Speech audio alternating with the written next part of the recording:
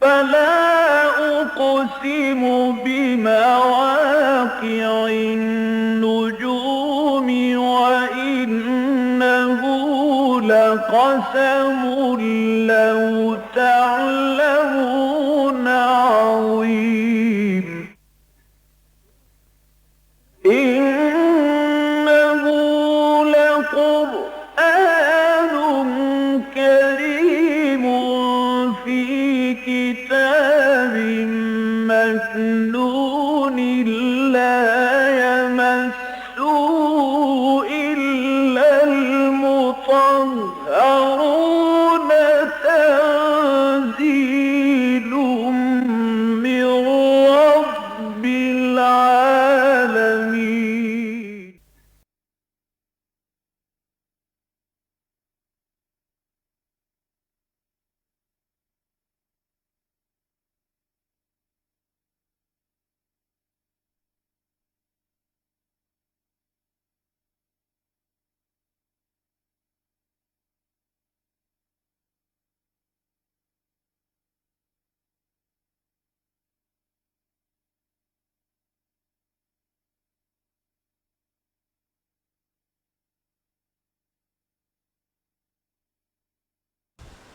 آج ہمیں آپ کے علم میں ہوگا کہ 13واں رکوع پڑھنا ہے سورہ آل عمران کا۔ اعوذ باللہ من الشیطان الرجیم، بسم اللہ الرحمن الرحیم۔ وَإِذْ غَدَوْتَ مِنْ أَهْلِكَ تُبَوِّئُ الْمُؤْمِنِينَ مَقَاعِدَ لِلْقِتَالِ وَاللَّهُ سَمِيعٌ عَلِيمٌ۔ إِذْ هَمَّتْ طَائِفَتَانِ مِنْكُمْ أَنْ تَفْشَلَا واللہ ولیہما وعلی اللہ فلیتوکل المؤمنون۔ وَلَقَدْ نَصَرَكُمُ اللَّهُ بِبَدْرٍ وَأَنْتُمْ أَذِلَّةٌ فَاتَّقُوا اللَّهَ لَعَلَّكُمْ تَشْكُرُونَ۔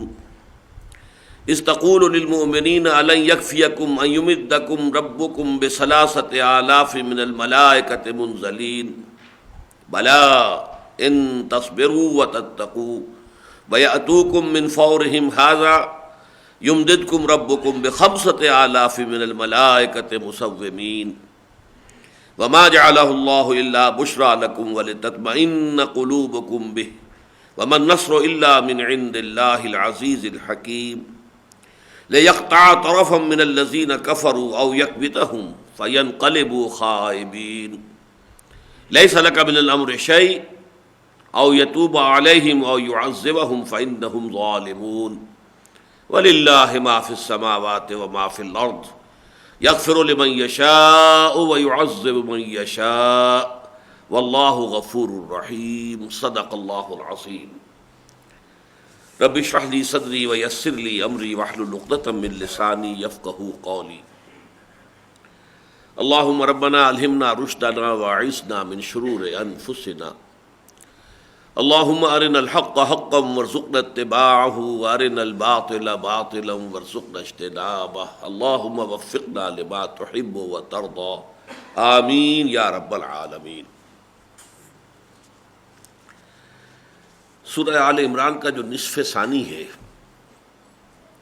یعنی 10 رکوع آخری، یہ سورہ مبارکہ میں نے 12 عرض کیا ہے کہ یہ بالکل برابر 2 حصوں میں منقسم ہے۔ کل 20 رکوع ہے، 10 رکوعوں پر مشتمل پہلا حصہ ہے، 10 رکوعوں پر مشتمل دوسرا حصہ ہے۔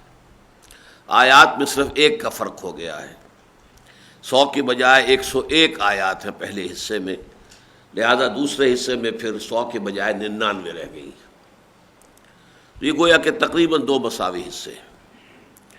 پھر جیسے سورہ بقرہ میں ہم نے دیکھا تھا کہ پہلے جو نصف تھا اس کے بھی 3 حصے تھے، پہلے 4 رکوع تمہیدی تھے، آخری 4 رکوع تحویلی تھے، درمیان میں 10 رکوع تھے کہ جن میں بنی اسرائیل سے خطاب ہوا۔ اسی طرح اس سورہ مبارکہ کا حصہ اول جو ہے اس کے بھی 3 حصے تھے، تقریباً برابر تہائی 33 آیات 34 آیات۔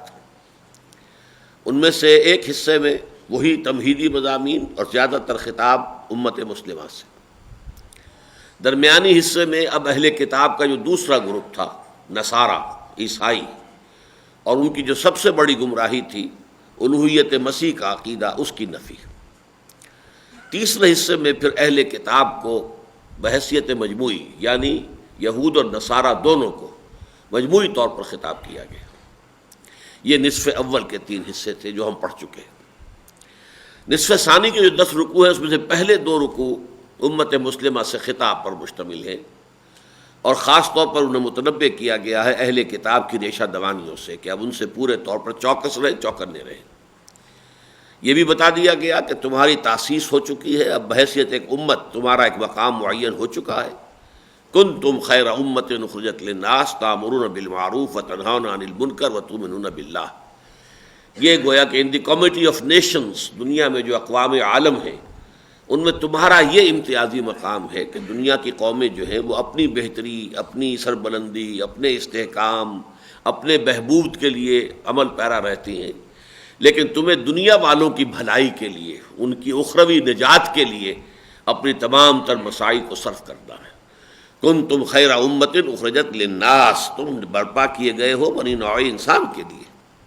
تمہارا کام یہ ہے کہ تأمرون بالمعروف وتنہون عن المنکر وتؤمنون باللہ۔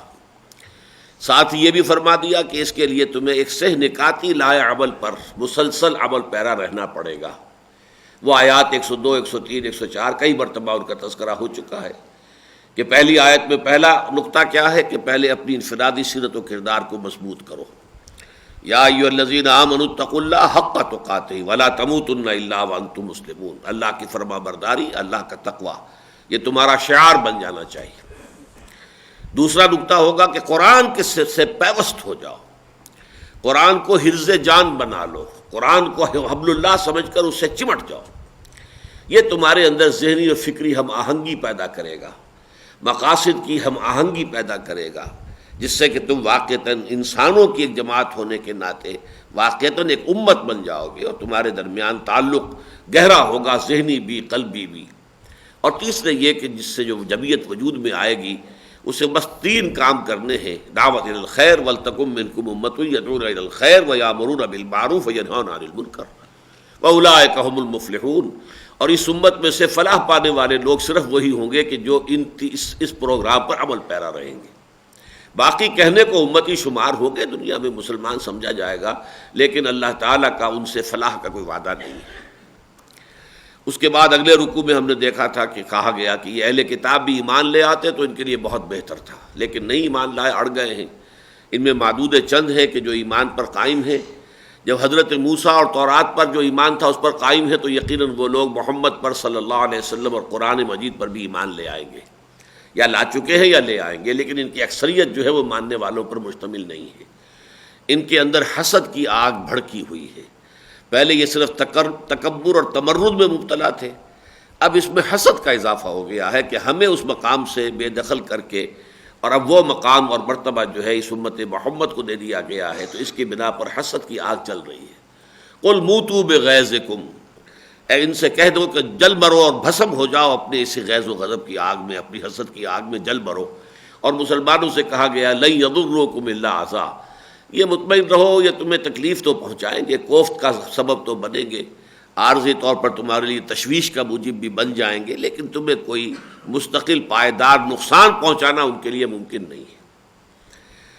اب اس کے بعد جو سورہ مبارکہ کا ویسے تو یہ کہ 2 حصوں میں مزید کو بھی منقسم کر سکتے ہیں، 6 رکوع اور پھر 2 رکوع۔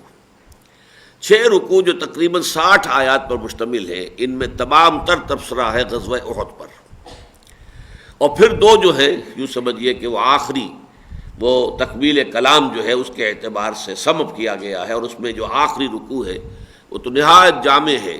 ایمان کا سنتھسس کیا ہے، کیسے ایمان حقیقت میں وجود میں آتا ہے، اس کے اعتبار سے قرآن مجید کے اہم ترین مقامات میں سے ہے۔ اور اس میں بھی اسی طرح پر ایک نہایت عظیم دعا آئی ہے، تلقین کی گئی ہے، جیسے کہ سورہ بقرہ کا اختتام جو ہے دعا پر ہوا، اور عظیم ترین دعاؤں میں سے وہ بھی ہے جس سے کہ سورہ بقرہ کا اختتام ہو رہا ہے۔ وہاں وہ 1 آیت میں ہے بہت طویل دعا، لیکن یہاں وہ 3-4 آیتوں پر پھیلی ہوئی دعا ملے گی آخری رکوع میں۔ تو یہ اجمالی تجزیہ ہے سورہ مبارکہ کا۔ اب یہ غزوہ احد کا جو معاملہ ہے اس کو پہلے سمجھ لیجئے، اس کے واقعات جو اہم کیا تھے، تاکہ اس کے بعد ہم تیزی کے ساتھ آگے بڑھ سکیں۔ دیکھیے غزوہ بدر میں کہ جو 17 رمضان المبارک سن 2 ہجری کو ہوا، قریش کو بڑی شرمناک اور بڑی ہی ذلت آمیز شکست ہوئی. ان کے تقریباً تمام سربراہ آوردہ لوگ مارے گئے. ابو جہل جس کے بارے میں حضور نے فرمایا کہ ھذا فرعون ھذہ الامہ، وہ بھی وہاں پر پڑا ہوا تھا. امیہ ابن خلف جو ستایا کرتا تھا حضرت بلال کو، وہ بھی پچھڑا ہوا پڑا تھا وہاں پر. بڑے بڑے سب کے سب لوگ جو ہیں ان کے وہ کھیت رہے، اور 70 ان کے قیدی جو ہے مسلمانوں کے ہاتھ میں آئے، اسیر بنے. یہ بہت بڑی شکست تھی کہ جو قریش کو ہوئی. اس سے یقیناً 2 نتیجے نکلے. ایک تو مسلمانوں کی دھاک بیٹھ گئی، رعب مسلمانوں کا قائم ہو گیا، اور دوسری طرف یہ ہے کہ بہت شدید صدمہ، رنج، غم، افسوس اور جسے کہتے ہیں پیچ و تاب کی کیفیت جو ہے وہ قریش کی ہو گئی.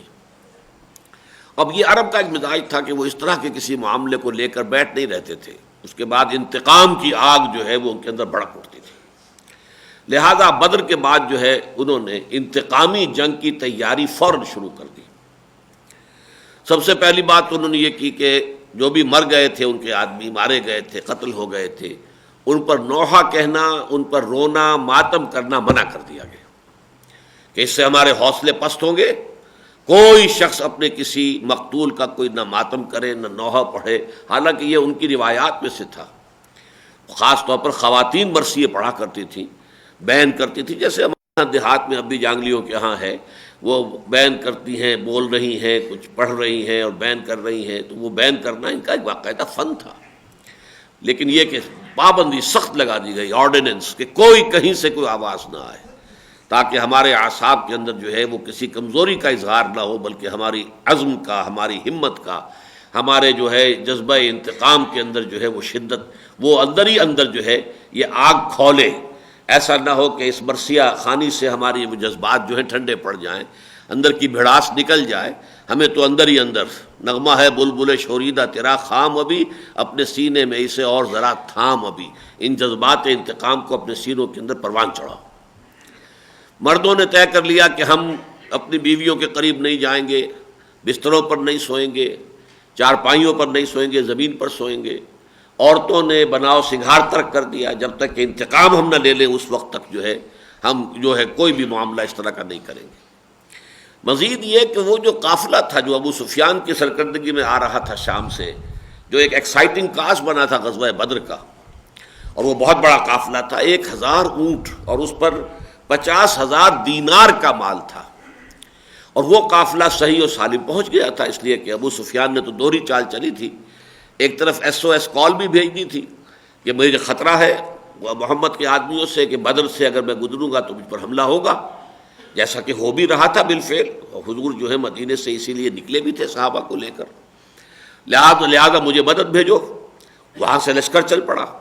لیکن دوسری چال اس نے یہ چلی کہ وہ وادی بدر میں داخل ہی نہیں ہوا، بلکہ اس نے ساحل سمندر کے ساتھ ساتھ نیچے کا نشیبی راستہ جو تھا وہ اختیار کر کے اور وہاں سے نکل گیا. اور بعد میں اس نے پیغام بھی بھیجا کہ میں تو اب بچ کے نکل آیا ہوں، لہذا اب جنگ کی ضرورت نہیں ہے، اور ہمارا جو مقصد تھا وہ حاصل ہو گیا ہے، لہذا اگر آپ چاہیں تو واپس لوٹ جائیں. بہرحال وہ ایک علیحدہ واقعہ ہے، وہ ہم پڑھیں گے جب سورہ بدر کا پورا معاملہ سورہ انفال میں سامنے آئے گا، اس لیے کہ اس کے بارے میں بہت سا قیل و قال ہے، بہت سی مختلف آراء لوگوں میں پھیلی ہوئی ہے.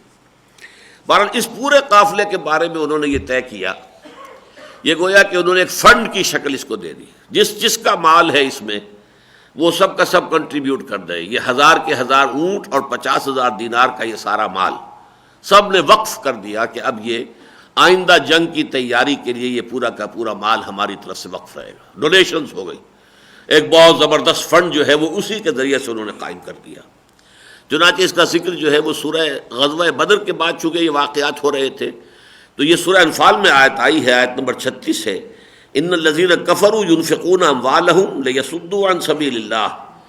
یہ کافر لوگ جو ہے مال خرچ کر رہے ہیں اپنا تاکہ لوگوں کو اللہ کے راستے سے روک سکیں. فسينفقونها، تو ٹھیک ہے یہ خرچ کر لیں گے اپنا مال. ثم تكون عليهم حسرة ثم يغلبون، پھر یہ تم جو بھی انفاق کر رہے ہیں، خرچ کر رہے ہیں، یہ ان کے لیے ایک حسرت کی نشانی بن جائے گا، اس لیے کہ حاصل کچھ نہیں ہوگا. گویا کہ پیشن گوئی ہو گئی تھی کہ دوبارہ بھی جب یہ حملہ کر کے جائیں گے تو شکست کھا کر آئیں گے. ثم يغلبون، پھر یہ مغلوب ہو جائیں گے. اب اس کو ذرا نوٹ کر لیجئے کہ جو فوج لے کر وہ چلے ہیں، اور اب اس کا جو سرکردہ لیڈر ہے وہ ابو سفیان ہے. ابو سفیان ہی گویا کہ ان کے ہاں قریش میں اب سب سے اونچے گھرانے کا ابو سفیان بن حرب بن امیہ بن امیہ بڑا قبیلہ تھا، اس میں کوئی شک نہیں ہے، لہذا اس کا چونکہ سربراہ ابو سفیان، لہذا ابو سفیان کو سپہ سالار کی حیثیت حاصل ہے۔ باقی بڑے بڑے لوگ جو ساتھ تھے اس میں خالد بن ولید بن مغیرہ بہت بڑا سردار تھا، ان کے بیٹے خالد ہیں جو ایمان لے آئے بعد میں، ابو سفیان بھی بعد میں ایمان لے آئے، پھر ابو جہل کا بیٹا اکرمہ، وہ بھی گویا کہ ایک نسل تو ان کی ختم ہو گئی تھی، تو یہ دوسری نسل جو تھی اب اس کے ہاتھ میں قیادت آئی تھی، تو ان میں سب بڑے بڑے لوگوں کے جو بیٹے تھے انہوں نے گویا کہ اس کے انتظام و انصرام سنبھال لیا، اور سرکردگی جو ہے وہ ابو سفیان کو۔ 3000 کی تو یہ نفری تھی ان کی، جس میں قریش بھی تھے اور کچھ ان کے ساتھ جو ان کے حلیف قبائل تھے وہ بھی تھے، ساتھ ہی 3000 اونٹ تھے۔ یہ اونٹوں کی تعداد جو ہے یہ اس اعتبار سے بڑی اہم ہوتی ہے کہ یہ بار برداری کے کام بھی آتے ہیں، سواری کے کام بھی آتے ہیں، اور یہی ان کا راشن بھی ہے، اسی کا گوشت جب ضرورت ہوتی ہے ذبح کرتے اور کھاتے ہیں۔ 200 گھوڑوں کا ایک جو ہے یہ سمجھیے رسالہ موجود تھا، کیولری 200 گھوڑوں کی، اور اس کیولری کے انچارج تھے خالد ابن ولید۔ 15 خواتین کا بھی ایک طائفہ ساتھ تھا، اور یہ معزز گھرانے کی خواتین تھی، کوئی جھوکریاں اور کوئی کنیزیں وغیرہ نہیں تھی، یہ اس لیے کہ وہاں پر وہ لوگوں کو غیرت دلائیں اور لوگوں کو پامردی پر اکسائیں کہ بھاگنے نہ پائیں، جب جم کر لڑیں تو وہ وہاں پر رج پڑتی رہیں گی، اور وہ اپنے لوگوں کا جو ہے وہ جب دیکھیں گے کہ ہماری عورتیں بھی یہاں ہیں، خدا نہ خواستہ ہم نے قدم پیچھے ہٹا دیے تو پھر ہماری عورتوں کی بے حرمتی ہو جائے گی، وہ کنیزیں بن جائیں گی، تو گویا کہ اس طریقے سے ہر اعتبار سے انہوں نے اپنے لشکر کی پوری تیاری کر لی۔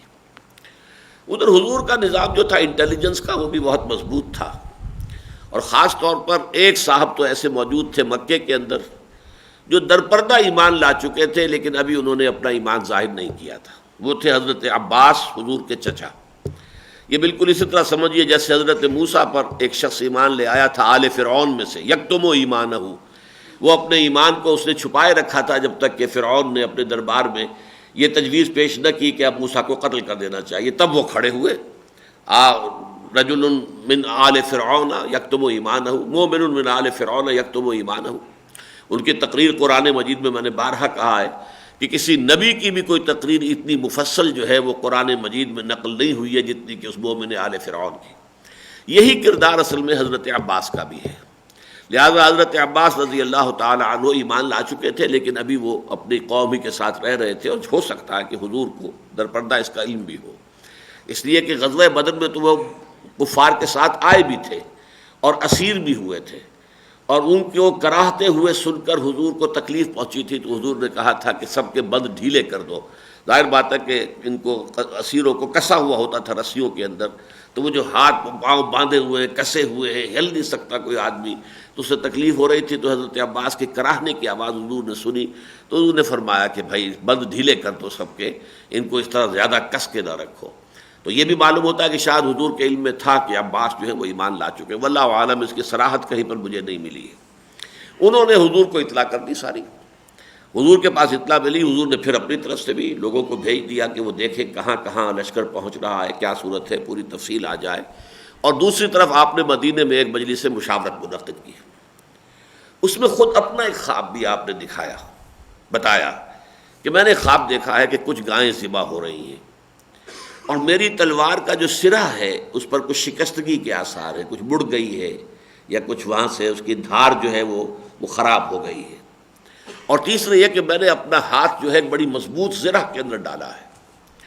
اس خواب کی حضور نے بھی تعبیر یہ کی، اس سے محسوس ہوتا ہے کہ اللہ تعالیٰ کا منشا یہ ہے کہ ہم مدینے میں محصور ہو کر مقابلہ کریں۔ زرہ آپ نے فرمایا کہ میں جو زرہ میں ہاتھ ڈالتا ہوا دیکھا میں نے اپنے آپ کو، تو وہ مضبوط زرہ غالباً مدینہ منورہ ہے، یہ شہر ہے، اس میں محصور ہو کر ہم دفاع کریں۔ عجیب یہ اتفاق ہے، اب اسے سوء اتفاق کہیں یا حسن اتفاق کہیں، کہ یہی رائے عبداللہ ابن ابی کی بھی تھی جو رئیس المنافقین تھا۔ تو اب یہ ایک اہم مثال ہے اس بات کی کہ ہو سکتا ہے کہ رائے ایک ہی ہو لیکن نیتیں بالکل مخالف اور متضاد ہوں، وہ اپنی بزدلی کی وجہ سے رائے دے رہا ہو اور حضور جو ہے وہ حکمت کے تحت رائے دے رہے ہیں۔ اس اعتبار سے جہاں تک نیت کا تعلق ہے، جو منشا ہے کسی بات کا، کہاں سے وہ بات ابھر کر آ رہی ہے نیت سے، تو اس میں زمین و آسمان کا فرق ہونے کے باوجود رائے میں مشابہت ہو سکتی ہے۔ لیکن مسلمانوں نے جو پرجوش صحابہ اس میں تھے، اور خاص طور پر وہ لوگ جو بدر میں جانے سے رہ گئے تھے، اس لیے کہ بدر میں جب مدینے سے روانگی ہوئی تھی تو اعلان جنگ تھا ہی نہیں، وہ تو یہ تھا کہ قافلے کا پیچھا کرنا ہے، لہذا جو آیا، اور کوئی انہوں نے ہتھیاروں کا بھی اہتمام نہیں کیا تھا، کچھ نہیں کیا تھا، قافلے کے ساتھ کتنے آدمی ہوتے ہیں، 30 ہوں گے، 50 ہوں گے، اب ان کے لیے کیا لمبا چوڑا اہتمام کریں، تو بہت سے لوگ جنگ میں گئے ہی نہیں تھے، اس لیے انہیں یہ حسرت تھی کہ ہم یہ بدر کی سعادت سے محفوظ جو محروم رہ گئے، تو اب ان کے ہمیں تو موقع ملا ہے کہ اب ہم داد شجاعت بھی دکھائیں گے، اللہ کی راہ میں اپنی جانیں قربان کریں گے اور جام شہادت نوش کریں گے۔ شہادت ہے مطلوب و مقصود مومن، نہ مال غنیمت نہ کشور کشائی۔ تو ان حضرات کا، خاص پر حضرت حمزہ تو خیر میدان بدر میں بھی اپنے جو ہے جوہر دکھا چکے تھے بہادری کے، لیکن یہ کہ انہوں کی رائے بھی یہ تھی کہ ہمیں کھل کر جا کر مقابلہ کرنا چاہیے۔ حضور نے اپنی رائے کو پیچھے رکھ کر اپنے ان صحابہ، اپنے ساتھیوں کی رائے کو مقدم کر کے فیصلہ کر دیا، ٹھیک ہے ہم جائیں گے، کھلے میدان میں جا کر جنگ کریں گے۔ تو یہ ایک بہت بڑی مثال ہے۔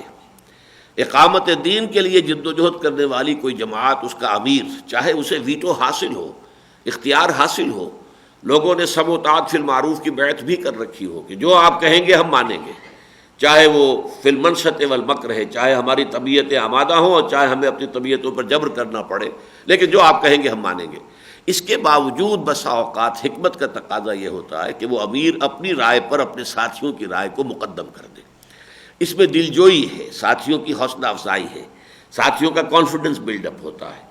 ہمیں انہی چیزوں سے اصل میں رہنمائی حاصل کرنی ہوتی ہے کہ امیر کا کردار کیا ہے۔ یہ نہیں کہ میرا اختیار ہے، بس میں جو چاہوں گا طے کروں گا، ٹھیک ہے اختیار ہے، ہمارے ہاتھ بندھے ہوئے ہیں، ہم آپ سے بیعت کر چکے ہیں، لیکن پھر بھی بہرحال ہمارے جذبات ہیں، ہمارے خیالات ہیں، آپ ان کو سن لیجئے۔ تو حضور نے ان کی باتیں سنی اور اسی کے مطابق فیصلہ کر دیا۔ لیکن پھر آپ اپنے گھر میں داخل ہوئے، حجرے میں، اور حضرت ابو بکر، حضرت عمر دونوں بھی آپ کے ساتھ داخل ہوئے۔ وہاں آپ کو پھر ہتھیار پہنائے گئے اور زرہ دوہری پہنی حضور نے، زرہ پہن کر دوہری، اور پھر جو آپ تلوار نکال کر باہر آئے ہیں تو کچھ لوگوں کو تشویش ہوئی کہ یہ معاملہ کچھ گڑبڑ ہے۔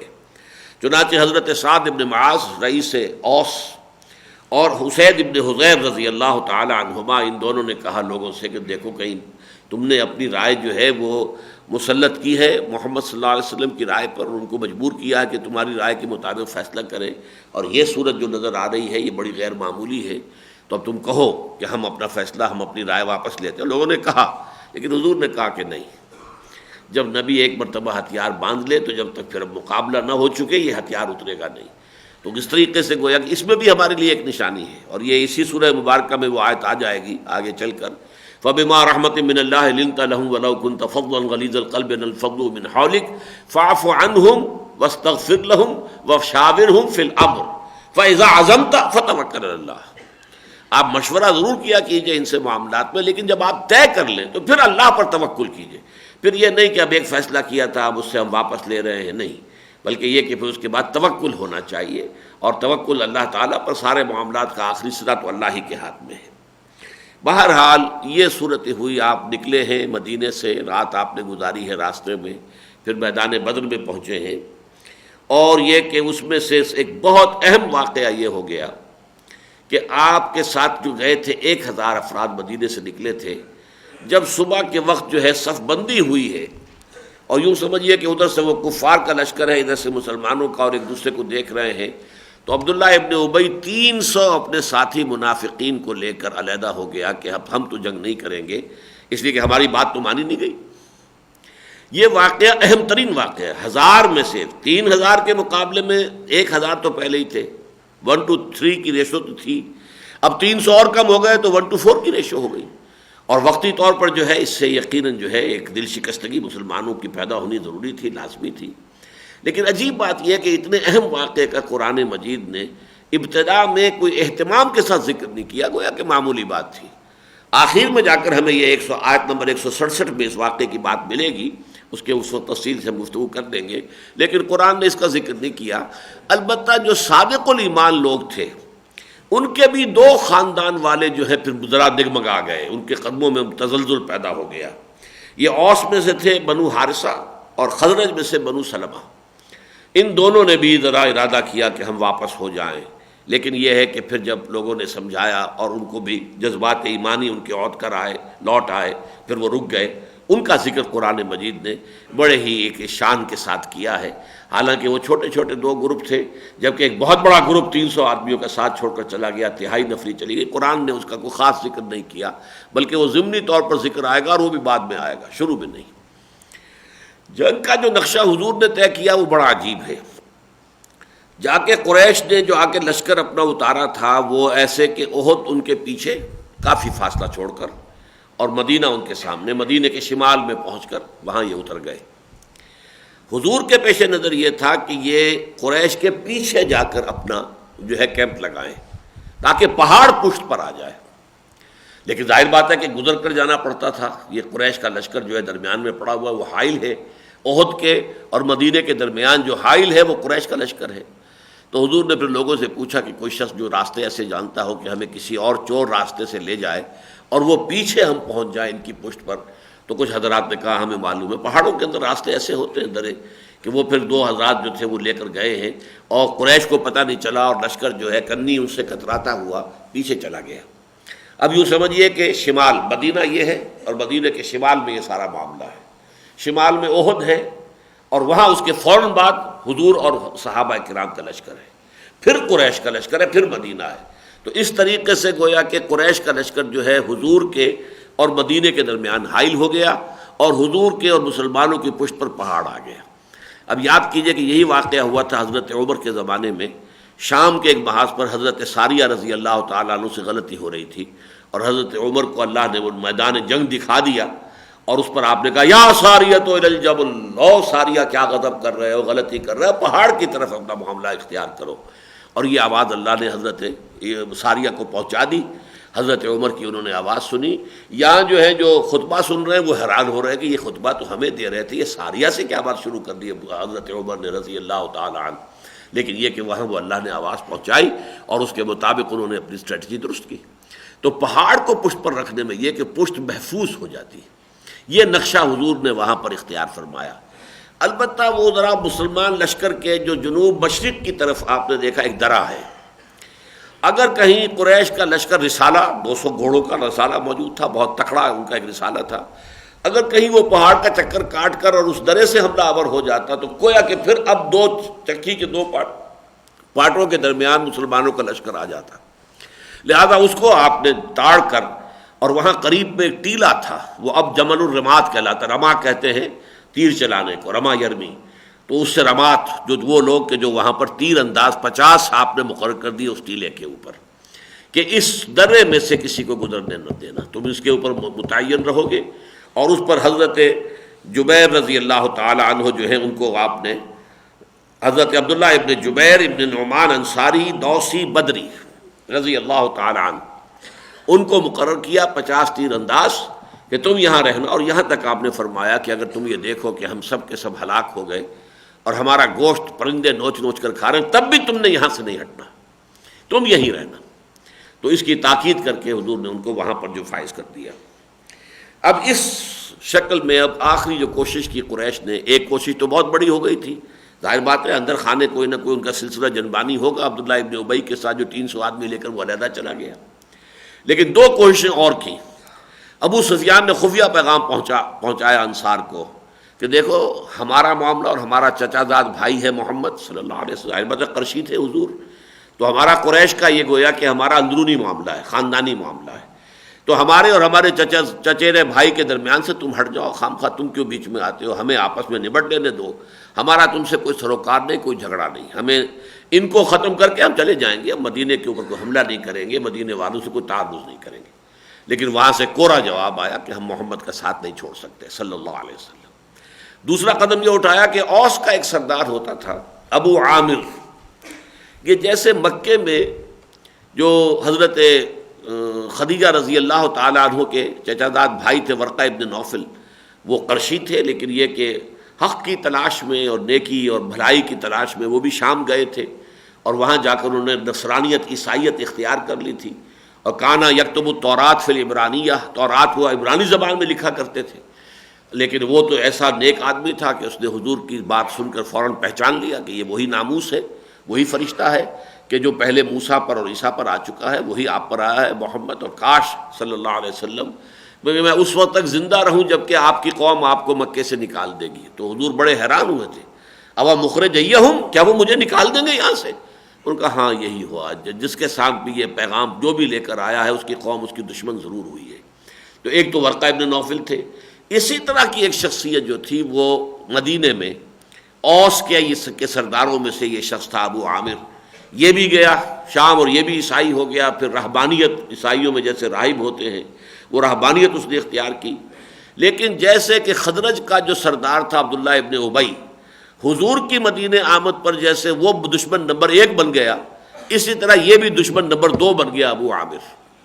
عبداللہ ابن ابی نے تو طے یہ کیا کہ مدینے میں رہے گا، دیکھے گا تیل دیکھو، تیل کی دھار دیکھو، کوئی حالات کے اکھیڑ پچھاڑ کے اندر ہو سکتا ہے کوئی وقت ایسا آئے کہ میں پھر یہاں سے محمد کو نکلنے پر مجبور کر دوں اور میری بادشاہی کا خواب جو کہ چکنا چور ہو گیا ہے دوبارہ اپنی جگہ پر قائم ہو جائے.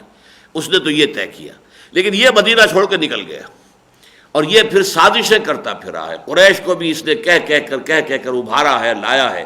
اور اس نے کہا تھا دیکھو میں تمہارے ساتھ چلوں گا اور جب میں کھڑا ہو کر وہاں تقریر کروں گا تو اوس کے سارے لوگ جو ہیں ٹوٹ کر ہمارے ساتھ آ جائیں گے، اس لیے کہ اوس میری بڑی عزت کرتے ہیں، میرا بڑا مقام ان کے ہاں ہے، مجھے وہ بہت اونچا آدمی سمجھتے ہیں، روحانی شخصیت سمجھتے ہیں.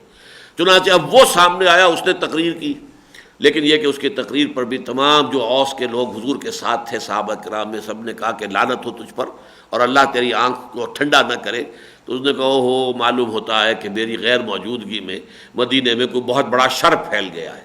بہرحال اس کی یہ کوشش بھی قطعاً ناکام ہوئی. ایک اور خاص واقعہ وہ آیات کے پڑھنے سے پہلے آپ کو میں بتا دوں کہ بنی عبد الدار تھا ایک گھرانہ قریش کا. ان کو یہ اعزاز حاصل تھا کہ قریش کا علم ان کے ہاتھ میں ہوتا تھا. بدر میں بھی ان کا جو علم بردار تھا اس سے کچھ کوتاہی ہوئی تھی. تو ابو سفیان نے یہاں ذرا ان کی غیرت کو للکارنے کے لیے کہا کہ دیکھنا یہ تم جھنڈے کے ساتھ ہی فوج کی جو عظیمت ہوتی ہے، ہمت ہوتی ہے، حوصلہ ہوتا ہے وہ جھنڈے کے ساتھ وابستہ ہوتا ہے. جھنڈا کہیں گر جائے تو سمجھا جاتا کہ اب ہمیں شکست ہو گئی. تو تمہارے سے یہ معاملہ جو ہے وہ بدر کے اندر بھی ہو گیا تھا. اب یہاں اگر ایسا کرنا ہے تو پہلے ہی جھنڈا ہمیں دے دو، ہم کسی اور کے حوالے کر دیں. اس سے ان کا خون جوش میں آ گیا اور انہوں نے ذرا سخت انداز میں بھی ابو سفیان سے جواب دیا، گالیاں بھی دیں کہ تم سمجھتے ہو کہ ہم جھنڈے کا حق ادا نہیں کریں گے، ہم اس کا حق ادا کریں گے اور تم دیکھ لو گے کہ ہم کیسے حق ادا کرتے ہیں. چنانچہ ان میں سے پھر جب مبارزت کے لیے بھی وہی طلحہ ابن ابی طلحہ عبدری یہ جو ہے جو ان کا سردار تھا بنو عبد الدار کا، وہ میدان میں نکلا اونٹ پر سوار ہو کر اور اس نے مبارزت طلب کی. وہ تھا بہت ڈیل ڈول والا اور بہت تکڑا آدمی. چنانچہ مسلمان بھی اسے کہا کرتے تھے کبش القتیبہ، یہ لشکر کا مینڈھا ہے، مینڈھا کے طریقے سے جو ہے وہ اس کی حیثیت تھی. لیکن یہ کہ وہ جب آیا اور للکارتا رہا تو کچھ مسلمان تو طرح دے رہے تھے، کچھ نہیں سن رہے تھے اس کی بات کو، گھبرا رہے تھے. حضرت زبیر رضی اللہ تعالی، زبیر بن العوام رضی اللہ تعالی عنہ نکلے ہیں اور وہ اونٹ پر سوار تھا، جست لگا کر سیدھے اونٹ کے اوپر پہنچے ہیں اور اس کو اپنی گرفت میں لے کر نیچے کود گئے اور پھر اسے ذبح کر دیا اپنی تلوار سے. اور یہ پہلی بہت بڑی فتح تھی جو اللہ تعالیٰ نے مسلمانوں کو عطا کر دی. حضور نے بھی نعرہ تکبیر جو ہے بلند کیا، تمام صحابہ نے نعرہ لگایا. لیکن یہ بات اور بتا دوں کہ پھر اس گھرانے کے لوگوں نے ایک ایک کر کے ان کے 9 آدمی مارے گئے. انہوں نے جھنڈا نیچے نہیں گرنے دیا جب تک کہ ان کا ایک شخص بھی موجود رہا. 9 کے 9 آدمی ان کے جو ہے جھنڈے پر قربان ہو گئے. جب 9واں آدمی آخری ان کا جو آدمی تھا وہ بھی ختم ہوا تب وہ جھنڈا ان کا گرا ہے. تو عربوں کے اندر ایک جو ہے ایک بہادری اور ایک اپنی زبان پر پورا اترنا اور اپنی آن کا لحاظ رکھنا یہ بہت اہم بات تھی. بس اسی پر اکتفا کیجئے، اس لیے کہ اس کے بعد جو دوسرا واقعہ ہے کہ جو بھی گڑبڑ ہوئی جس کی وجہ سے مسلمانوں کی شکست ہوئی وہ آگے چل کر ہم پڑھیں گے. وَإِذْ غَدَوْتَ مِنْ أَهْلِكَ تُبَوِّئُ الْمُؤْمِنِينَ مَقَاعِدَ لِلْقِتَالِ. اور اے نبی جب کہ آپ نکلے تھے اپنے گھر والوں سے، جب کہ آپ تبوّئ المؤمنین، بوا یبوّئ کے معنی ہے کوئی جگہ معین کرنا. وَإِذْ بَوَّأْنَا لِإِبْرَاهِيمَ مَكَانَ الْبَيْتِ، سورہ حج میں آیا ہے، جب کہ ہم نے ابراہیم کے لیے اپنے گھر کی جگہ معین کر دی کہ یہ ہے بیت اللہ کی جگہ. اسی طرح یہ تبوّئ المؤمنین مقاعد للقتال، مقعد کی جمع، مقعد کہتے ہیں بیٹھنے کی جگہ، سیٹ، یہ مقعد ہیں جن پر آپ بیٹھے ہوئے ہیں. تو یہ مقعد جو ہے اس کی جمع مقاعد یعنی مورچے. آپ مورچہ بند کر رہے تھے اہل ایمان کو مختلف جگہوں پر، جیسے کہ 50 تیر اندازوں کا مورچہ آپ نے لگوایا تھا جبل الرمات پر. للقتال، جنگ کے لیے۔ اب یہ جنگ یہاں اگرچہ کہیں غزوہ احد کا لفظ نہیں آیا ہے، لیکن سب کے نزدیک اجماع ہے کہ اس سے مراد وہ غزوہ احد ہے۔ واللہ سمیع علیم، اللہ سب کچھ سننے والا، جاننے والا، یعنی تمہاری ہر بات اللہ کے علم میں تھی۔ جو گفتگویں تم کر رہے تھے، جو باتیں تمہاری ہو رہی تھی، جو تمہارے دلوں میں تھا، جو اللہ سے تم چپکے چپکے دعائیں مانگ، سب اللہ کے علم میں تھی۔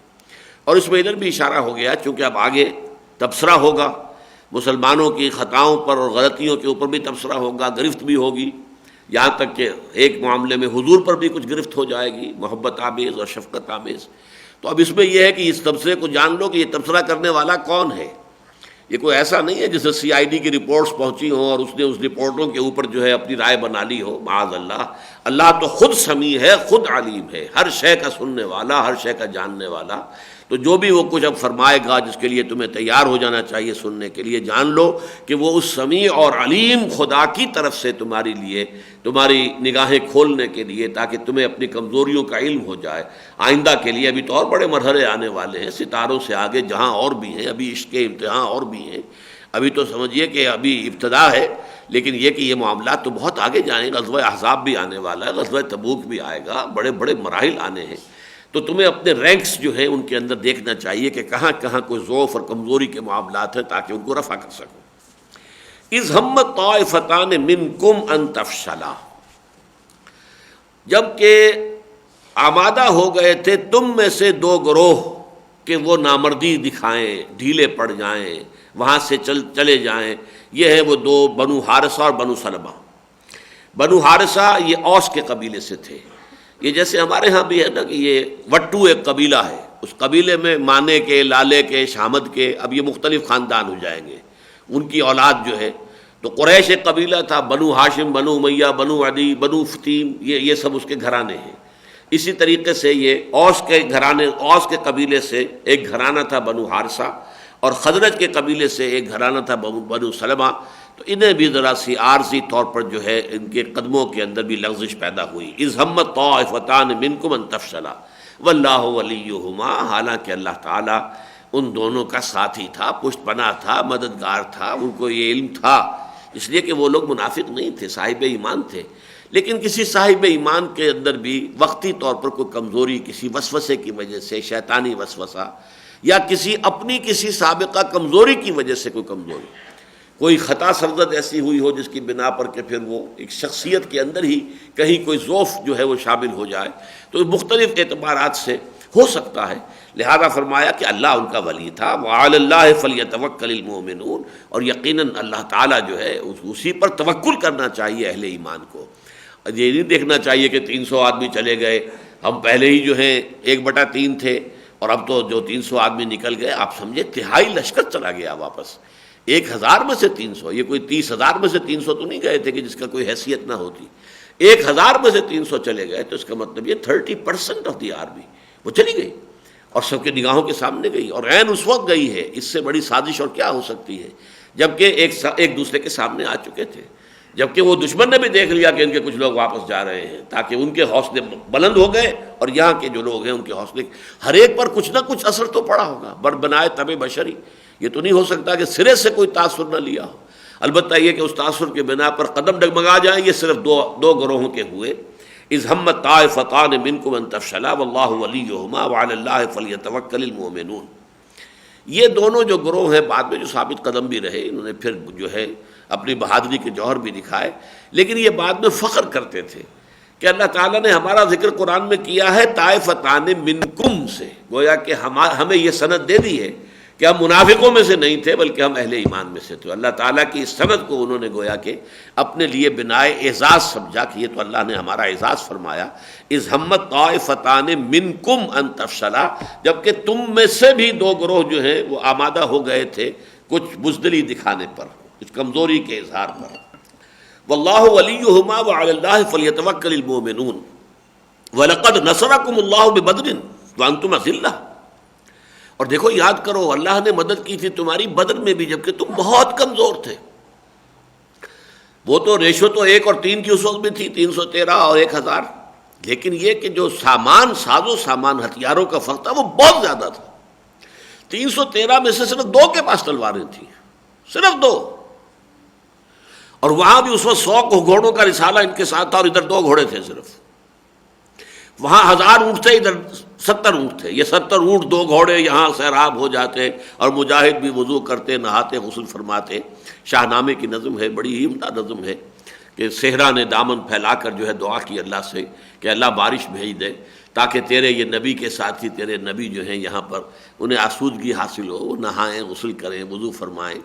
وہ بڑی بڑی پیاری نظم ہے حفیظ جالندری کی.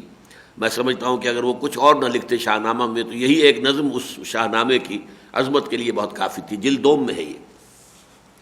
بہرحال وَلَقَدْ نَصَرَكُمُ اللَّهُ بِبَدْرٍ، اللہ نے مدد کی تھی تمہاری بدر میں بھی. وَأَنْتُمْ أَذِلَّةٌ، جبکہ تم بہت کمزور تھے. اذلہ جمع ہے ذلیل کی. ذلیل کا لفظ اردو میں ایک اور معنی میں مستعمل ہے. ذلیل ہم کہتے ہیں کمینے انسان کو، ذلیل آدمی. عربی میں یہ چیز اس میں شامل نہیں ہے سرے سے. کمزوری، ضعف. یہ العزیز کے مقابلے میں الذلیل ہے. عزیز زبردست، صاحب اختیار، وہ عزیز ہے. اور جس کے ہاتھ میں کوئی اختیار نہیں، کوئی طاقت نہیں، وہ ذلیل ہے. وہ کنتم اذلہ، اب صحابہ کے لیے لفظ آ رہا ہے. ظاہر بات ہے کہ کوئی اس کے اندر وہ پہلو جو ہے رذیل والا، رذیل اور شے ہے. وہ تو کہتے ہیں نکھت چیز ہو، بیکار چیز ہو، نکمی چیز کو رذیل کہتے ہیں. ارذل العمر، انسان کی وہ عمر کے جس میں جا کر انسان کے جو حواس بھی جواب دے جاتے ہیں، قوت فہم بھی جواب دے گئی اور یادداشت بھی جواب دے گئی، یہ ارذل العمر ہے. لیکن یہ ہے کہ رذیل اپنی جگہ ایک لفظ ہے، ذلیل اپنی جگہ ایک لفظ ہے. اور ذلیل کے اندر سرے سے کوئی رذیل والا پہلو یا کوئی کمینگی والا پہلو شامل نہیں ہے. وَلَقَدْ نَصَرَكُمُ اللَّهُ بِبَدْرٍ وَأَنْتُمْ أَذِلَّةٌ فَاتَّقُوا اللَّهَ لَعَلَّكُمْ تَشْكُرُونَ. بس اللہ کا تقوی اختیار کرو تاکہ تم شکر ادا کر سکو اس کا. تاکہ اب دیکھیے اس کے درمیان میں ایک گویا کہ شے چھوڑ دی گئی کہ اس کو فل ان دی بلینک خود کرو. فَاتَّقُوا اللَّهَ، اللہ کا تقوی اختیار کرو تاکہ اللہ کی مدد تمہارے شامل حال ہو اور تاکہ تم اس کا شکر ادا کر سکو. تقوی کرو گے واللہ مع المتقین، اللہ تعالیٰ تقوی کرنے والوں کے ساتھ ہے. ان اللہ لمع المحسنین، یقیناً اللہ تعالیٰ اپنے محسنین بندوں کا ساتھ دیتا ہے. تو اگر تم تقوی اور احسان کی روش اختیار کرو گے اللہ کی مدد آئے گی، نصرت جو ہے تمہارے قدم چومے گی، پھر تم اللہ کا شکر ادا کرو گے. فاتقوا اللہ لعلکم تشکرون. اذ تقول للمؤمنین لن یکفیکم ان یمدکم ربکم بثلاثۃ آلاف من الملائکۃ منزلین. یاد کیجئے اے نبی جب کہ آپ کہہ رہے تھے اہل ایمان سے کہ اے مسلمانوں، کیا تمہارے لیے یہ کافی نہیں ہے کہ تمہارا رب تمہاری مدد کرے 3000 فرشتوں کے ذریعے سے کہ جو اترنے والے ہوں، جنہیں اتار دیا جائے آسمان سے اور وہ تمہاری مدد کرے. یعنی صحابہ کا حوصلہ بڑھانے کے لیے حضور کہ بدر میں بھی مدد آئی تھی، فرشتے آئے تھے، یہاں پر بھی اللہ کی مدد آ سکتی ہے، اللہ کے فرشتے آ سکتے ہیں. تو تم اگر سوچو، تم اگر قائم رہو، اپنے عزم اور ارادے کو ڈھیلا نہ ہونے دو، تو اللہ تعالیٰ 3000 فرشتے نازل فرما سکتا ہے تمہارے لیے، تمہاری مدد کے لیے.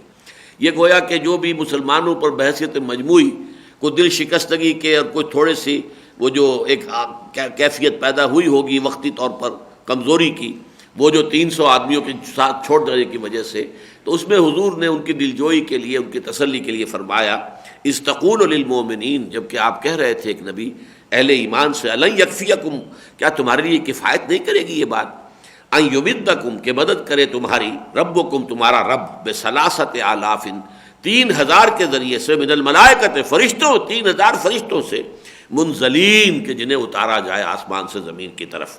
بلا، اب حضور کے اس قول کی تصویب اور توثیق فوری طور پر اللہ کی طرف سے آ رہی ہے. پہلے وہ قول حضور کا تھا کہ کیا تم اس پر مطمئن نہیں ہو، کیا اس پر تمہارا دل نہیں جمتا کہ اللہ تعالیٰ 3000 فرشتے تمہاری مدد کے لیے بھیج دے. اللہ کی طرف سے اب توثیق جو آ رہی ہے وہ بڑھا کر آ رہی ہے. بلا، کیوں نہیں، ان تصبروا وتتقوا، مسلمانوں اگر تم صبر اور تقوی کی روش اختیار کرو گے، جمے رہو، گھبراؤ نہیں، ڈٹے رہو، جان و مال خرچ کرنے کے لیے تیار رہو، شہادت کا جام جو ہے نوش کرنے کے لیے تمہارے اندر جو ہے آمادگی رہے، اور تقوی کی روش اختیار کرو. وَيَأْتُوكُم مِّن فَوْرِهِمْ هَٰذَا، اور اگر وہ تمہارا دشمن فوری طور پر بھی تم پر آ پڑے اور فوراً تمہارے اوپر حملہ آور ہو جائے، یمددکم ربکم بخمسۃ آلاف من الملائکۃ مسومین، تو تمہارا رب تمہاری مدد کرے گا 5000 فرشتوں سے کہ جو آئیں گے نشان لگائے ہوئے. یہ جو آتا ہے سوم، اس کے اندر ہوتا ہے کوئی نشان لگا لینا، جیسے پیڈگری ہوتی ہے گھوڑوں کی، خیل المسومہ، اسی صورت میں ہم پڑھ چکے ہیں زین للناس حب الشہوات من النساء والبنین والقناطیر المقنطرۃ من الذهب والفضة والخیل المسومۃ، تو وہ گھوڑے جن پر نشان لگے ہوتے ہیں، جو داغ دیے جاتے ہیں، پتہ چل جائے اس کی پیڈگری کیا ہے، یہ کون سی نسل کا ہے، تو یہ نشان زدہ گھوڑے ہوتے ہیں۔ اسی طریقے سے جو بھی کوئی لشکر چلتا ہے تو اپنا کوئی علم لے کر اپنی نشانی، یا جیسے مختلف جو فنکشنز ہوتے ہیں تو ان میں کوئی بیچز لگا دیے جاتے ہیں کہ معلوم ہو کہ اس کی آئیڈینٹی کیا ہے، تو اپنے اپنے بیچ، اپنے اپنے علم، اپنے اپنے نشان لے کر 5000 فرشتوں کے ذریعے سے اللہ تعالیٰ تمہاری مدد فرمائے گا۔ لیکن اس کے ساتھ ہی فرما دیا وَمَا جَعَلَهُ اللَّهُ إِلَّا بُشْرَىٰ لَكُمْ، یہ بھی اللہ تعالیٰ نے صرف تمہاری لیے بشارت کا ذریعہ بنانے کے لیے یہ بات کہہ دی ہے، وَلِتَطْمَئِنَّ قُلُوبُكُمْ بِهِ، اور تاکہ اس کے ذریعے سے تمہارے دل مطمئن ہو جائیں، تمہارے دل ٹھک جائیں، تمہارے جو وہ اندیشے ہیں وہ ختم ہو جائیں۔ وَمَا النَّصْرُ إِلَّا مِنْ عِنْدِ اللَّهِ، اور مدد تو ہے ہی نہیں مگر اللہ کے پاس سے، یعنی اللہ تعالیٰ کو فرشتے بھیجنے کی بھی ضرورت نہیں ہے، اللہ تعالیٰ کا تو ایک حکم کن جو ہے وہ کافی ہوتا ہے، جو بھی مدد آتی ہے اس کے پاس سے آتی ہے، وہ بغیر فرشتے کے بھی آ سکتی ہے، براہ راست بھی آ سکتی ہے، فرشتوں کے ذریعے بھی آ سکتی ہے۔ لہذا یہ جو کہا گیا کہ 5000 فرشتے بھیجیں گے، تو در حقیقت یہ اس لیے تاکہ تمہارے دل ٹھک جائیں، جم جائیں، تم گنتی کے حساب سے سوچنے کے عادی ہو، تو یہ کہ 3000 کے مقابلے میں 5000 فرشتے بھیج دیں گے تمہاری مدد کے لیے، تاکہ تمہاری اپنی ذہنی سطح کے مطابق جو ہے تمہارے ساتھ کلام کیا جائے، اور تمہارے دل وَلِتَطْمَئِنَّ قُلُوبُكُمْ بِهِ، اور تمہارے دل اس کے اوپر مطمئن ہو جائیں۔ وَمَا النَّصْرُ إِلَّا مِنْ عِنْدِ اللَّهِ الْعَزِيزِ الْحَكِيمِ، حالانکہ مدد تو ہے ہی صرف اللہ کی طرف سے، اور وہ اللہ کے جو العزیز ہے، من عند اللہ، اللہ کے پاس سے ہے، اور وہ العزیز ہے، الحکیم ہے، زبردست ہے اور حکمت والا ہے، اس کا کوئی فعل حکمت سے خالی نہیں ہے، اگرچہ اس کا اقتدار مطلق ہے، اس کا اختیار مطلق ہے، اس کے اقتدار اور اختیار پر کوئی قدغنیں نہیں ہے، کوئی چیکس اینڈ بیلنسز نہیں ہے، کہیں لیمیٹیشن نہیں ہے، لیکن اس کی اپنی حکمت ہے، اس کا اختیار بھی ہے، مطلق ہے تو اس کی حکمت بھی کامل ہے۔ لِيَقْطَعَ طَرَفًا مِّنَ الَّذِينَ كَفَرُوا أَوْ يَكْبِتَهُمْ فَيَنقَلِبُوا خَائِبِينَ، اور اللہ تعالیٰ کا یہ ارادہ ہے، یہ گویا کہ جنگ سے ایک پہلے کی کیفیات جو ہیں اس کو ذکر ہو رہا ہے، یہ تمہیدی رکوع ہے، لیکن اس میں آپ دیکھیں گے کہ پورے اس جنگ کا بھی جو میں تذکرہ کروں گا اگلی آیت کے ضمن میں، تو پوری جنگ کا لب لباب اس ایک رکوع میں آ گیا ہے، اس لیے اس کا اختتام پر وَلِلَّهِ مَا فِي السَّمَاوَاتِ وَمَا فِي الْأَرْضِ، عام طور پر جب کوئی بحث قرآن مجید میں تکمیل کو پہنچتی ہے تو آخر میں پھر ایسی آیات آتی ہیں کہ جو ڈیمارکیٹ کر دیتی ہیں کہ یہاں آ کر اس بحث کی تکمیل ہو گئی ہے۔ تو اسی طریقے سے یہ 9 آیات پر مشتمل جو رکوع ہے، یہ گویا کہ ان 60 آیات کے لیے ایک طرح کا یہ انڈیکس ہے، اس میں اس کا لب لباب، جیسے کہ ہم دیکھتے ہیں کہ سورہ کہف میں پہلے 3 آیتوں میں پورے واقعے کو سم اپ کیا گیا ہے، اور پھر وہ 3 رکوعوں کے اندر اس کی تفاصیل بیان کی گئی ہیں۔ یہ قرآن کا اپنا ایک خاص اسلوب ہے، جو جس کے بارے میں احکمت آیاتہ ثم فصلت، پہلے آیات بڑی محکم جو سارے مضمون کو سمیٹ لے اور پھر انہی کی تفصیل کی جائے، ثم فصلت من لدن حکیم خبیر۔ لِيَقْطَعَ طَرَفًا مِّنَ الَّذِينَ كَفَرُوا، اللہ چاہتا ہے کہ کاٹ دے کافروں کے ایک بازو کو، طرف یہ جو پہلو ہوتے ہیں، ایک پہلو ان کا جو ہے اللہ تعالیٰ شکستہ کر دے، اور یکبتہم، یا ان کو ذلیل کر دے، فَيَنْقَلِبُوا خَائِبِينَ، اور پھر وہ لوٹ جائیں بالکل ناکام ہو کر، محروم ہو کر، خائب و خاسر ہو کر، ذلیل ہو کر لوٹنے پر مجبور ہو جائیں۔ لَيْسَ لَكَ مِنَ الْأَمْرِ شَيْءٌ أَوْ يَتُوبَ عَلَيْهِمْ أَوْ يُعَذِّبَهُمْ فَإِنَّهُمْ ظَالِمُونَ، اے نبی آپ کے ہاتھ میں کوئی اختیار نہیں ہے۔ یہ بڑی ایک تیکھی قسم کی گرفت ہے جو حضور پر ہو رہی ہے۔ اس کا پس منظر یہ ہے کہ جب وہ بعد میں تفصیل سے باتیں آئیں گی کہ جب مسلمانوں کو اللہ نے فتح دے دی اور کفار کے قدم اکھڑ گئے، ان کی عورتیں بھی اپنے جو ہے پاجامے اٹھا اٹھا کے، اور پنڈیاں ان کی نظر آ رہی تھی، پازیبیں جو ہیں دکھائی دے رہی تھی، بھاگ رہی تھی اپنی جان بچانے کے لیے، یہ نقشے آئے ہیں، تب تفاصیل جب آتی ہیں اس کی، تو اس وقت جو ہے یہ جو یہاں جو تیر انداز تھے ان میں ایک ڈویژن ہو گئی، چلو اب تو فتح ہو گئی۔ ان کے کمانڈر ان کو روکتے رہے، دیکھو حضور نے کیا کہا تھا، اس کی انہوں نے تعویل کر لی، حضور نے تو شکست کی صورت میں کہا تھا، اب تو فتح ہو گئی ہے، لیکن کمانڈر پھر بھی روکتے رہے، عبداللہ ابن جبیر روکتے رہے، لیکن کمانڈر کی انہوں نے نافرمانی کی، اور اس کے نتیجے میں یہ کہ وہ 50 میں سے 40 جو ہیں تیر انداز وہاں سے جگہ چھوڑ کر چلے گئے۔ شکست ہو چکی تھی، بھگدڑ بچی ہوئی تھی خالد بن ولید کی، وہ قابی نگاہ نے دیکھ لیا کہ وہ درا پیچھے خالی ہو گیا۔ چکر دے کر گھوڑوں کا سوار اپنا رسالہ لے کر آ کر وہاں سے داخل ہو کر، اور پھر جب رسالہ جب آ کے اٹیک کرتا ہے تو آپ اندازہ کیجئے بیچارے پیادوں کی حیثیت کیا ہوتی ہے، اور وہ بھی پشت سے، وہ تو ان کے پیچھے آ کر ایک دم پڑے ہیں۔ تو جو شکست ہوئی ہے شدید، اسی شکست کے عالم میں پھر وہ بات بھی ہوئی کہ حضور صلی اللہ علیہ وسلم جو ہے درگاہ میں آ گئے، آپ زخمی ہوئے، آپ کی خود کی 2 کڑیاں جو ہیں اس آپ کی جو رخسار کی ہڈی ہے آنکھ کے نیچے، اس میں گھس گئیں۔ جب انہیں کھینچا گیا، ایک صحابی نے کھینچا، بڑی مشکل سے ایک کڑی نکالی تو ان کا ایک دانت ان کا بھی ساتھ ہی گیا، پھر دوسرا دانت بھی گیا ساتھ، پھر خون کا فوارہ چھوٹا، بے ہوش ہو گئے، چہرہ پورا کا پورا جو ہے وہ خون سے رنگا گیا۔ اس وقت آپ کے زبان مبارک سے یہ الفاظ نکل گئے، کیف یہد اللہ قوما، اللہ اس قوم کو کیسے ہدایت دے گا، خضبوا وجہ نبیہم بالدم، جنہوں نے اپنے نبی کے چہرے کو خون سے رنگ دیا۔ اس پر پکڑ آ گئی فوراً، اے نبی یہ اختیار آپ کا نہیں ہے، لیس لک من الامر شیء، آپ کا اختیار کچھ بھی نہیں ہے۔ اب یہ قرآن مجید کا اسلوب ہے کہ ایک چیز کے اندر مبالغے کا انداز، کوئی اختیار آپ کو نہیں، اس کا یہ مطلب نہیں کوئی اختیار نہیں ہے ہمیں، ہمارے پاس بھی کوئی اختلاف نہیں، لیکن یہ ایسی بات ہے جیسے کہ دعا استخارے میں فإنک تعلم ولا اعلم، اے اللہ تو جانتا میں نہیں جانتا، یہ اللہ کے علم کے مقابلے میں ہمارا علم نہ ہونے کے برابر ہے۔ وتقدر ولا اقدر، تجھے کل قدرت حاصل ہے، مجھے کوئی قدرت حاصل نہیں۔ یہ بھی نفی نہیں ہے قدرت کی مطلق، بلکہ یہ تیری قدرت کے مقابلے میں میری قدرت کیا ہے، وہ تو نفی کے برابر ہے، نہ ہونے کے برابر ہے۔ اسی طرح یہاں پر کہا گیا لیس لک من الامر شیء، یعنی آخری اختیار اللہ کے ہاتھ میں ہے، کس کو وہ ہدایت دے گا کس کو نہیں دے گا۔ او یتوب علیہم، اس کا اختیار ہے یہ کہ ان پر توجہ فرمائے، عنایت فرمائے۔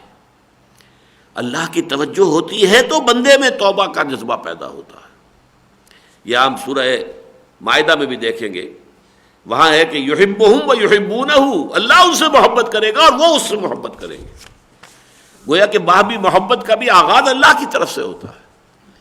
اللہ اپنے کسی بندے پر نظر عنایت ڈالتا ہے تو بندے کے دل کے اندر جو ہے وہ جذبات ابھرتے ہیں کہ وہ بھی اللہ کی محبت سے اس کا دل جو ہے سرشار ہو جائے، اور وہ پھر اللہ تعالیٰ کی محبت میں آ کر تن من دھن جو ہے لگانے کے لیے تیار ہو جائے۔ اب دیکھیے، یہ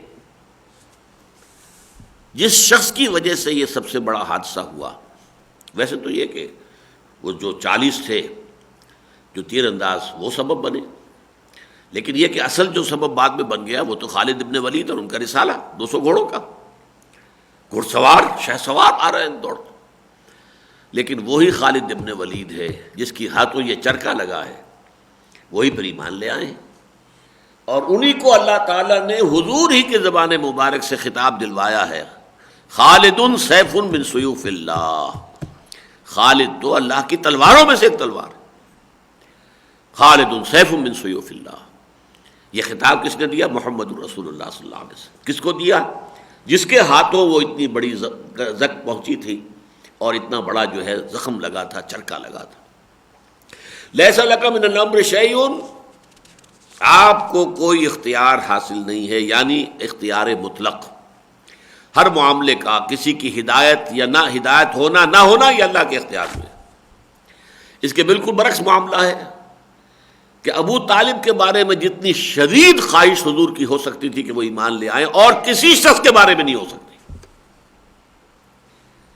چچا ہے، پھر یہ کہ پرورش میں بھی ان کا حصہ ہے، دادا کے انتقال کے بعد اور بڑے تایا زبیر کے انتقال کے بعد پھر ابو طالب ہی کی زیر تربیت رہے، پھر اس نے آخری وقت تک ساتھ دیا ہے، ایمان نہیں لایا، لیکن اسی کی بنا پر بنو ہاشم کی پوری پشت پناہی رہی ہے۔ 3 سال کا مقاطعہ انہوں نے تو کیا تھا اہل ایمان کا، لیکن بنو ہاشم بھی شامل رہے، اس مقاطعے میں بھی انہوں نے ساتھ نہیں چھوڑا ہے حضور کا صلی اللہ علیہ وسلم۔ آپ اندازہ کیجئے اس شخص کے لیے کتنی محبت حضور کے دل میں ہوگی، کتنی تمنا ہوگی کہ آخری وقت بھی کہہ رہے ہیں کہ چچا جان میرے کان میں پڑھ دیجئے کلمہ شہادت تاکہ میں اللہ کے ہاں گواہی دے سکوں۔ اس وقت بھی آڑے آ گیا وہ جو عربوں کا ایک خاص انداز غرور اور فخر کا کہ بھتیجے میں جانتا ہوں تیرا دین ٹھیک ہے، سچ اچھا ہے، لیکن میں یہ نہیں چاہتا کہ عرب کی عورتیں طعنہ دیں کہ ابو طالب موت سے گھبرا کر اپنے آباء و اجداد کے دین سے پھر گیا، تو میں یہ طعنہ برداشت نہیں کر سکتا۔ اب یہی اس کی غیرت جو ہے وہ جھوٹی غیرت، غیرت جاہلی، وہ جو ہے آڑے آ گئی۔ تو گویا کہ یہ اختیار جو ہے ہدایت و ضلالت کا یہ کلیتاً اللہ کے ہاتھ میں ہے۔ چنانچہ فرما دیا گیا انک لا تہدی من احببت ولکن اللہ یہدی من یشاء، اے نبی آپ ہدایت نہیں دے سکتے، جسے بھی چاہیں ہدایت دے دیں، یہ آپ کے اختیار میں نہیں ہے، یہ اللہ تعالیٰ کا اختیار مطلق ہے، پریروگیٹو جسے آپ کہتے ہیں، اٹس ڈیوائن پریروگیٹو، اللہ کا اختیار خاص ہے کہ جس کو چاہے ہدایت دے۔ لیس لک من الامر شیء او یتوب علیہم او یعذبہم، اور یہ بھی ہو سکتا ہے اللہ انہیں عذاب دے، سزا دے، ایمان کی توفیق نہ دے، دنیا میں بھی کوئی بذلیل ترین عذاب ذلت آمیز جو ہے ملے، اور آخرت کے اندر بھی وہ جہنم کے عذاب کے اندر جو ہے ابد الآباد تک رہے۔ فإنہم ظالمون، اس لیے کہ اس میں تو کوئی شک ہے ہی نہیں کہ وہ ظالم ہیں، وہ کافر ہیں، وہ مشرک ہیں، وہ زیادتیاں کر رہے ہیں، اس میں تو کوئی شک نہیں ہے، لیکن انجام کس کا کیا ہونا ہے یہ اللہ کے علم میں ہے، اس کا اختیار آپ کو ہم نے نہیں دیا ہے۔ وَلِلَّهِ مَا فِي السَّمَاوَاتِ، اب یہاں پر دیکھیے وہی جو شیخ ابن عربی کا ایک مقولہ یا شعر مشہور ہے، الرب رب وَإِن تَنَزَّلْ وَالْعَبْدُ عَبْدٌ وَإِن تَرَقَّى، بندہ بندہ ہی رہتا ہے چاہے کتنا ہی بلند مقام پر پہنچ جائے، ساتویں آسمان پر پہنچ کر بھی محمد عبد ہی رہے۔ فَأَوْحَىٰ إِلَىٰ عَبْدِهِ مَا أَوْحَىٰ، عبد ہے، لیکن اللہ ہر شب آخری ساعتوں میں پہلے آسمان پر آ جاتا تب بھی وہ رب ہے، چاہے وہ نیچے آ گیا پہلے آسمان پر آ گیا۔ الرب رب وَإِن تَنَزَّلْ، رب تو رب ہی ہے چاہے وہ کتنا ہی نزول اختیار کر لے۔ وَالْعَبْدُ عَبْدٌ وَإِن تَرَقَّى، عبد عبد ہی رہے گا چاہے کتنا ہی بلند ہو جائے۔ یہاں اللہ کا معاملہ اور بندے کا معاملہ آ رہا ہے، وَنَشْهَدُ أَنَّ مُحَمَّدًا عَبْدُهُ وَرَسُولُهُ، عبد ہیں اور اللہ کے رسول ہیں۔ وَلِلَّهِ مَا فِي السَّمَاوَاتِ وَمَا فِي الْأَرْضِ، آخری جیسا کہ میں نے عرض کیا اس بحث کو اب کنکلوڈ کر رہے ہیں، جیسے سورہ بقرہ بھی ختم ہوئی ہے تو انہی الفاظ پر لِلَّهِ مَا فِي السَّمَاوَاتِ وَمَا فِي الْأَرْضِ وَإِن تُبْدُوا مَا فِي أَنفُسِكُمْ أَوْ تُخْفُوهُ يُحَاسِبْكُم بِهِ اللَّهُ۔ اکثر و بیشتر جب کوئی بحث اختتام کو پہنچتی ہے، 19ویں رکوع میں بھی بحث اختتام کو پہنچی سورہ بقرہ کے، یہیں پہ وہی الفاظ یہاں پر آئے، تو اس طریقے سے ڈیمارکیشن ہو جاتی ہے کہ اب ایک مضمون یہاں پر مکمل ہو گیا۔ وَلِلَّهِ مَا فِي السَّمَاوَاتِ وَمَا فِي الْأَرْضِ، اللہ ہی کی ملکیت ہے اور اللہ ہی کا اختیار مطلق ہے ان تمام چیزوں کے بارے میں جو آسمانوں میں ہیں اور ان تمام چیزوں کے بارے میں جو زمین میں ہے۔ یغفر لمن یشاء ویعذب من یشاء، اس کے اختیار مطلق کی شان یہ ہے کہ وہ بخش دے گا جس کو چاہے گا اور وہ سزا جس کو چاہے گا۔ واللہ غفور الرحیم، اور یقیناً اللہ غفور بھی ہے، رحیم بھی ہے، بخشنے والا بھی ہے، رحم فرمانے والا بھی ہے۔ اللہ تعالی ہم سب کو بھی اپنی مغفرت اور رحمت کے سائے میں لے لے اور ہمیں دین کے جو تقاضے ہیں ان کو پورا کرنے کی توفیق عطا فرمائے۔ بارک اللہ لی ولکم فی القرآن العظیم ونفعنی وإیاکم بالآیات والذکر الحکیم۔